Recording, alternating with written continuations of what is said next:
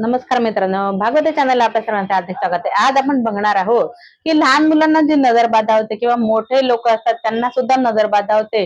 कधी त्यांना आजारपण येतं, ताप येतो किंवा अचानक काहीतरी शरीरामध्ये बदल होऊन ते आजारी पडतात।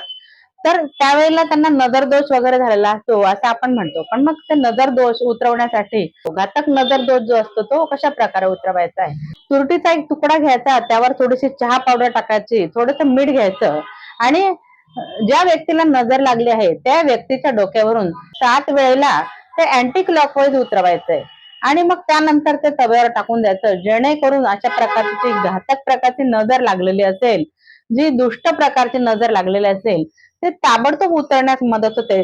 त्यांच्या शरीरातली जी पण काही निगेटिव्हिटी म्हणजे जी नकारात्मक शक्ती त्यावर आघात केलेली असतात ती तुरटीमध्ये शोषून घेण्याची ताकद असते। अशा प्रकारे प्रयोग केला तर नक्कीच त्या व्यक्तीला संपूर्णपणे बरं वाटतं। माहिती आवडली तर चॅनलला लाईक करा, शेअर करा आणि व्हिडिओला कमेंट देखील करा। व्हिडिओ कसा वाटला, चॅनलला सबस्क्राईब करायला विसरू नका। धन्यवाद।